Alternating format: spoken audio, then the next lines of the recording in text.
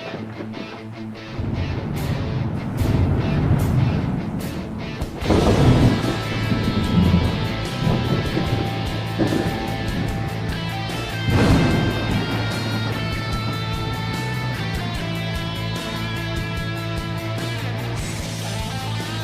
out there, and welcome to the No Shitcast. I'm your host, Matt Frazier. Another day, some new information coming out, some shit I wanted to share with you guys. There's been a lot of talk, obviously, about these photos of this black hole. It's kind of interesting. My brother actually called me today and was like, what's the big freaking deal? And it kind of gets back to that whole thing where a lot of people don't even realize that this is the first time we've ever seen a picture of something like this. And it's kind of amazing. So that's why all the NASA type folks and all the geeks are freaking out about it, because it's an actual photo of something that we've only mathematically theorized to exist and could see like sort of the effects of and things like that. But this is like sort of absolute proof, so it's kind of a big deal. But one of the things that came out today, and this is something that, you know, again, I was talking to my brother a little bit about this earlier today, and just to appreciate how freaking large this thing is. And in the cosmic scale, it's still tiny, right? But to truly appreciate the M87 black hole pic, you need to see it.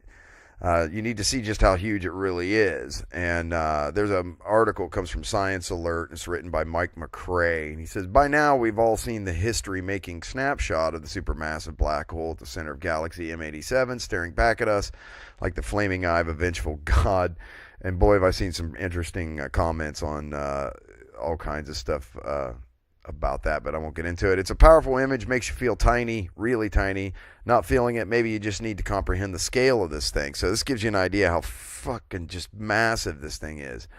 The beast is roughly 55 million light years away, deep inside a galaxy with a radius of 60,000 light years. Our own galaxy is over 100,000 light years across by comparison. The black hole's mass is something else. Multiply the amount of stuff that makes up our sun by 6.5 billion. Cram all of that mass into a volume so small it technically has no spatial dimensions. This odd little dot packed with a stupid amount of mass warps surrounding space to such a degree even light lacks the acceleration to compete with it. That's kind of the point of it being a black hole and why they're so hard to photograph, right? Because light doesn't escape from it. So there's like no way to see it. No energy escapes from it. To have a hope of escaping, that photon would need to be around 18 and a shitload of zeros kilometers away from the middle, or about 122 times the distance between Earth and the Sun. Any closer and it falls into its warped shadow of doom. That's what they called like the event horizon. So that's that point where once you cross that you're done. You're not getting out of the gravitational pull of these things. Outside of that border of no hope, matter swirls ever closer to oblivion at a rate that approaches the universe's top speed limit, spewing out radiation as it goes. Sometimes numbers just don't do it justice. A scale diagram is what you need. So what they have is a picture, and it's showing, and this is staggering, right? It shows, for scale reference, like a dot in the center of the photo of this black hole, and that dot is our sun, and then it shows the orbit of Pluto around that dot, and then the location of Voyager, which is one of the satellites just the furthest away from Earth right now, and they all fit just inside the space of that event horizon. So I mean, I guess technically that's it, you know, once I don't know if everything inside the event horizon is technically considered the black hole, or if it's you know, things that actually reach the center, but I don't know how you would know that, because there's no way to measure it, right? You can't put an instrument in there and send radio signals back out because they won't escape. So again, it's kind of a mystery. We don't know what's going on there. But so from Science and Innovation, this is a cool article I thought was really interesting, given some of the shit that's going on in the world today with xenophobia and things like that. But multiple lines of mysterious ancient humans interbred with us. And I'd heard this before, that there were some bloodlines, like DNA bloodlines and things like that, that were not like accounted for somehow. Like that there was a species that we have the DNA for, but it doesn't exist. So it sort of just shows up like the footprints are there. So modern DNA, this comes from Science and Innovation already said that. Maya Weihas. W-E-I-H-A-S. Anyway. Modern DNA suggests that the Denisovans were surprisingly diverse and may have been the last humans other than Homo sapiens on Earth. So I've heard a lot about this race called the Denisovans. Nearly a decade ago, a snippet of pinky bone found in Siberia introduced the world to a baffling new kind of ancient human called Denisovans, after the name of the cave in the Altai Mountains where the bones was found. These ancient relatives of the Neanderthals inhabited Asia for tens of thousands of years, yet no fossil trace of them has been found, save that finger bone, a few teeth, and a scrap of skull, all from Denisova Cave. A study published today in Cell adds a surprising new twist to their mystery. DNA from a large sampling of living Southeast Asia suggests that the ghostly Denisovans may be not one, but three distinct kind of human. Oh, interesting. One of which is almost different from other Denisovans, as they are from Neanderthals. Oh, shit. Okay, so it's saying that basically that there's not just one lineage, there's like three different possible, club-carrying, woman-smacking, dragging them by the hair kind of cavemen that make us all up and give us all our lizard brains. Okay, so what else we got here? Archaeologists discover a new profession in an ancient Egyptian tomb. Well, whatever. This is really cool. Because going back to this black hole stuff that's going on right now. Business Insider has the article. It's Bill Bostock, and he writes, a 29-year-old grad student was behind algorithms that helped capture the first picture of the black hole. So the algorithms that played a major role in allowing a supermassive black hole to be photographed for the first time were largely designed 3 years ago by a graduate student in her 20s. So you got to understand. So to do this, they had to use like every telescope of this type on the planet. So they kind of in effect sort of turned the planet like into a giant telescope. And then all of that had to be stitched together. All that data had to be stitched together to create images. So it was very technical. But Katie Bouman, now 29, was studying computer science and artificial intelligence at MIT. And she worked at the school's Haystack Observatory. And the search for a way to capture an image of a black hole located 55 million light years away in the heart of the Miser 87 galaxy. Astronomers at MIT took part in the Event Horizon Telescope project, but they faced a serious problem. They needed to stitch together millions of gigabytes worth of data captured by telescopes located all over the world. Bouman had the solution: find a way to stitch the data about the black hole together pixel by pixel. Quote, we developed ways to generate synthetic data and used different algorithms and tested blindly to see if we can recover an image, Bouman told CNN. We didn't want to just develop one algorithm. We wanted to develop many different algorithms that all have different assumptions built into them. If all of them recover the same general structure, then that builds your confidence. That's kind of cool. So they built like a way to sort of have it cross-check itself to make sure what it was getting and actually made sense. Vincent Fish, great name, a scientist at MIT's Haystack Observatory, told CNN Bouman was a, quote, major part of one of the imaging sub-teams.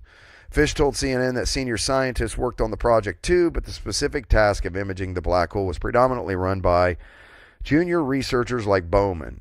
Oh, that's kind of cool. Oh, yeah, they're making the kids do all the work. Anyway. Quote, one of the insights Katie brought to our imaging group is that they are natural images, Fish said. Quote, just think about the photos you take with your camera phone. They have certain properties. If you know what one pixel is, you have a good guess as to what the pixel is next to it. That's kind of neat. CNN reported that Bouman would begin teaching as an assistant professor at the California Institute of Technology in the fall. Yeah, man, that chick is set. But that's really cool, though. She did all that stuff when she was a graduate student. But there you go, man. Figure out a way to stitch images together from a boatload of telescopes, and you can go teach at Caltech. Something, yes, I heard this too. Apparently, Israel just tried to land a lunar spacecraft of some sort on the moon. And from what I understand, it did not go well. I was just seeing if I could find that article. It kind of, from what I heard, it crashed. Like it did not make it. So getting to the moon's a little harder than we think. It's not an easy thing. And that was an unmanned aircraft or spacecraft. So it's kind of funny that they couldn't even get that up. I guess technically they got it there, right? It's just on the surface in pieces. But not the way that they had wanted it to get there. So not a good thing. So this comes from Time Magazine. This is kind of a hot button issue, but this is by a boatload of authors: Matt Day, Giles Turner, and Natalie Drozdiak from the Associated Press. But it's from Time, and it says thousands of Amazon workers listen to Alexa users' conversations. Creepy. So tens of millions of people use smart speakers and their voice software to play games, find music, or troll for trivia. Millions more are reluctant to invite the devices into their powerful microphones into their homes out of concern that someone might be listening. That's me. I don't have one of them damn things. Okay, well, I do have Siri on my iPhone, so I guess it's just as bad, but sometimes someone is. Amazon.com Incorporated employs thousands of people around the world to help improve the Alexa digital assistant powering its line of Echo speakers. The team listens to voice recordings captured in Echo owners' homes and offices. The recordings are transcribed, annotated, and then fed back into the software as part of an effort to eliminate gaps in Alexa's understanding of human speech and help it better respond to commands. Well, yeah, you would have to teach it. It would have to know how to interpret modern slang and stuff, too. The Alexa voice review process, described by 7 people who have worked on the program, highlights the often overlooked human role in training software algorithms. In marketing materials, Amazon says Alexa, quote, lives in the cloud and is always getting smarter. Again, creepy. But like many software tools built to learn from experience, humans are doing some of the teaching. The team comprises of a mix of contractors and full-time Amazon employees. Contractors read, I bet, government employees, but I'm interjecting that. That's not in the article. Who work in outposts from Boston to Costa Rica, India, and Romania. According to the people who signed non-disclosure agreements barring them from speaking publicly about the program. That sort of tells you everything you need to know right there. They work 9 hours a day, with each reviewer parsing as many as 1,000 audio clips per shift, according to 2 workers based at Amazon's Bucharest office, which takes up the top 3 floors of the Globalworth building in the Romanian capital's up-and-coming Pipera district. Needs to come up a little more. The modern facility stands out amid the crumbling infrastructure and bears no exterior sign advertising Amazon's presence. Again, creepy. What are you doing, Jeff? The work is mostly mundane. One worker in Boston said he mined accumulated voice data for specific utterances such as Taylor Swift and annotated them to indicate the searcher meant the musical artist. Occasionally, the listeners pick up things Echo owners likely would rather stay private. A woman singing badly off-key in the shower, say, or a child screaming for help. The teams use internal chat rooms to share files when they need help parsing a muddled word or come across an amusing recording. Oh, so they're sharing it too. Yeah, there you go. Sometimes they hear recordings they find upsetting or possibly criminal. 2 of the workers said they picked up what they believe was sexual assault. When something like that happens, they may share the experience in the internal chat rooms as a way of relieving stress. Wait, what? When they believe... 2 of the workers said they picked up what they believe was sexual assault. When something like that happens, sexual assault, they may share the experience in the internal chat room. I'm not kidding, as a way of relieving stress. I don't know who listens to sexual assault audio and relieves stress. That's an oversight. Good job, editor. Amazon says it has procedures in place for workers to follow when they hear something distressing, but 2 Romania-based employees said that after requesting guidance for such cases, they were told it wasn't Amazon's job to interfere. Quote, we take the security and privacy of our customers' personal information seriously, even if that personal information is like you being sexually assaulted. That's serious. Yeah. An Amazon spokesman said in an emailed statement, quote, we only annotate an extremely small sample of Alexa voice recordings in order to improve the customer experience. Yeah, we're only violating your privacy, but just a little bit. Just the tip, as they would say, right? So it turns out that shit with Amazon is just as creepy as everybody wondered if it was going to be, with all these boxes that are sitting in our houses and listening to us. They're doing a little more than just basically listening, right? I mean, it's a microphone and it's in your house and it gives people access to what's going on inside your private life, and you really got to think about that shit. Now, there is, from what I understand, on top of the Echo stuff, a switch with which you can turn the internal microphone of the Amazon devices on and off, so that it doesn't have that sort of intrusiveness to it. There's ways to flip it so that it's not constantly listening to you. But the best way to do that is just not plug the damn thing in your house to begin with. But that's just me.